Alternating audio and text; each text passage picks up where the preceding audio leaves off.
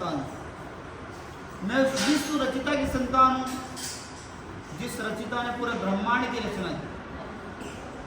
ये चमक, ये दमक, ये कुलवंशी महक, सब कुछ सरकार की। मैं हंस रहा हूँ, मैं बोल रहा हूँ, मैं जान रहा हूँ, मैं देख रहा हूँ। ये तेरी पंचभूत की जो महाशक्ति है, जिसको हवा कहते हैं, जिसको पानी कहते हैं, जिसको अग्नि कहते हैं, जिसको आकाश कहते हैं, जिसको पृथ्वी कहते हैं, इसके बिना सब अधूरा।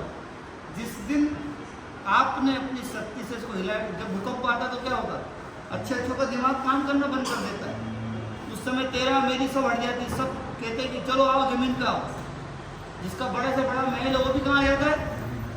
इसको देखता है, आसमान को देखता है। किससे कहता है? ईश्वर से। जब वो तेरी जमीन पे आ गए, तेरे आसमान हवा से फिर वो सकते कि मैं जो बात कह रहा हूँ ईश्वर तक पहुँच जाएगी। उस समय ईश्वर की उस सत्यता पे भरोसा होता है। आप ही सत्य हो, आप ही हो, आप ही शिव हो, आप ही आदि अनंत अविनाशी हैं। इसलिए कहते हैं रंग अलग है, रूप अलग है, भाव तो सब में एक है, प्रेम की भाषा अलग अलग है, प्रेम तो सब में। कोई अमीर व्यक्ति, उसके पास बहुत धन है, बहुत सारी जमीन है, क्या वो उसको साथ ले जा सकता है?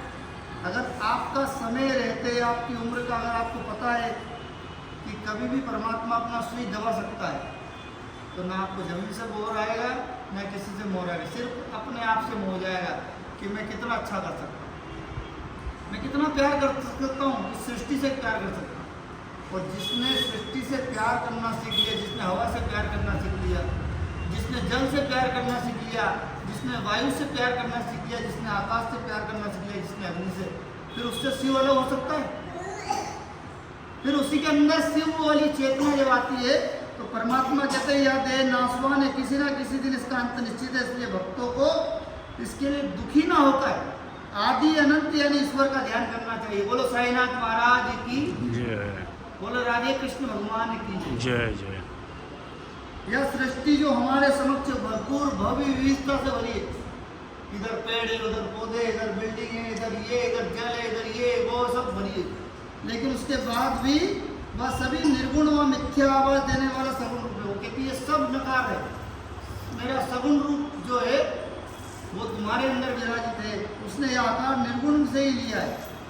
और ये अनंत जिसको निर्गुण कहते हैं, आप जो हवा पानी आकाश उसी से रूप लेकर यह अनंत वापस उसी में मिल जाएगा। ठीक है, माटी का पुतला माटी में मिल जाएगा, अजी माटी का पुतला माटी में मिल जाएगा, सत्य का सत्य नजर आ जाए। इसलिए कहते मनुष्य जन्म अनमोल रे, मिट्टी में ना रोल रे, अरे अब तो मिला है फिर ना मिलेगा कभी नहीं कभी। ब्रह्म से लेकर छोटी झाड़ी, ब्रह्म बहुत ऊंची बात हो गई, छोटी झाड़ी जिसमें कांटे भी उगते हैं, यहाँ तक कि सारी सृष्टि चाहे पूरी संरचना का अलग अंश माने या अंशों का सामूहिक रूप वह उसी निर्गुण में मिल जाएगी जहाँ से उसकी उत्पत्ति हुई।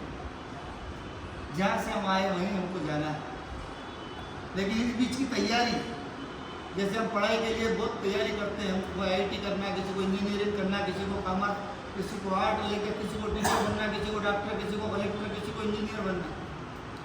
उसी तरह परमात्मा कहता है ये सब सांसारिक चीज़ों को पार करते हुए, कलेक्टर, मिनिस्टर, मंत्री, टीचर बनते हुए आप मेरी चेतना के साथ जुड़े रहो, मुझसे प्यार करते रहो, मुझसे संबंध तुम्हारा बना रहे। इसलिए किसी की भी मृत्यु नहीं होती। आप कहना ये मर गया है, उसका शरीर गया है, आत्मा तो परमात्मा के कब्जे में, आत्मा तो चैतन्य है, वो इधर से उधर होती है बस। बाबा के लिए तो कैसे सत्य हो सकती है, श्री साईं तो नित्य, नित्य माने रोज, शुद्ध जिसमें जरा सी भी मिलावट नहीं, और जो शुद्ध होता है वही बुद्ध की यात्रा कर सकता है, वही बुद्ध हो सकता है। निरंजन, निरंजन माने अखिल ब्रह्मांड का निरंजन, निरंजन जलाओ, आरती जलाओ, दीप जलाओ, वही हमारी, वही ज्योत आपके अंदर जल रही है जिसको कोई मिटा नहीं सकता। कुछ उन्हें भगवत भक्त मानते हैं तो कुछ उन्हें महाभागवत उन्हें महान भक्त कहते हैं, परंतु हमारे लिए तो साक्षात वो ईश्वर अवतार है। क्यों अवतार है? क्योंकि वास्तविक शिव क्या होता है उस परमात्मा ने बार बार अपने जीवन में रहकर और ये क्रिया करके बताया। जब गंगा नदी समुद्र की ओर जाती है तो मार्ग में अनेक व्यथित सताए हुए गर्मी से पौधे को पानी देते हैं, गर्मी से सूखी जमीन को गीला करते हैं, शीतलता पहुँचाकर आनंद तट पर फसलों और वृक्षों का जीवन दान देती है और सभी की प्यार संतों की भी इस धरती पर अवतार लेने की यह स्थिति में प्रकट होती है। इसलिए बाबा के समय कोई ये नहीं कर पाया जमा कि ये हिंदू है कि मुसलमान है, कौन है, कौन माता है, कौन पिता। अगर ऐसा हो जाता तो कोई कहता भाई ये तो हमारे हैं, ये हमारे हैं। लेकिन कहते रंग अलग है, रूप अलग है, भाव तो सब में एक है, प्रेम की भाषा अलग अलग है, प्रेम तो सब में एक है। यही बताते हैं मेरे भोले, यही बताती है मेरी मैया, यही बताते हैं मेरे साईं कि सबका मालिक एक है, प्रेम की भाषा अलग अलग है, प्रेम तो सब में एक है। बाबा अत्यंत क्षमाशील, क्रोध भी करते तो एकदम क्षमा कर देते, एकदम शांत, कभी कभी ऐसे शांत सरल बैठे, सरल, जिससे एक सड़क पे चलने वाला पालतू कुत्ता बिल्ली भी उनके पास आ जाए, इतनी सरलता कि उसको डर न लगे उनसे। और संतुष्ट थे हमेशा, कोई चीज़ की आशा नहीं थी कि मुझे ये वो दे, अपने आप में इतने संतुष्ट थे कि जो आता वो भी संतुष्ट हो जाता। यद्यपि वह शरीरधारी प्रतीत होते थे, यथार्थ में निर्गुण निराकार अनंत है, संसार में रहते हुए भी अंदर से विमुक्त और आत्म रहते। भगवान कृष्ण जो स्वयं परमात्मा कहते हैं, संत मेरा हृदय और आत्मा, संत मेरा हृदय। और कब संत कब हो जाता है कि प्रेम जब अनंत हो गया मेरा रोम रोम संत हो गया, प्रेम जब अनंत हो गया मेरा रोम रोम संत। रोम रोम में जब रोमटे खड़े होते हैं आपके, वो क्या है? वो शिव का एक रूप है। शिवलिंग कैसा होता है, वैसे ही रोम रोम तुम्हारे अंदर कितने शिव विराजित है, क्या तुम गिन सकते हो? क्या तुम उससे मिल पाते हो? क्या उससे संबंध बना पाते हो? आप मंदिर में तो जल चढ़ाते हो, लेकिन क्या अपने नेत्रों के, अपने आंसुओं के जल परमात्मा के भाव को चढ़ा पाते हो? जिस दिन इन आंसुओं को आप चढ़ाने लग जाएंगे, उस रोज बोले स्वयं प्रकट हो जाएंगे, बोले मांग। क्या मांगता है? तेरी सारी इच्छाएं पूरी करने की ताकत रखता है, लेकिन मांग। तो हम तो यही कहते हैं परमात्मा से, कुछ दे ना दे साईं सपने दीवाने को, दो आंसू ही दे दो।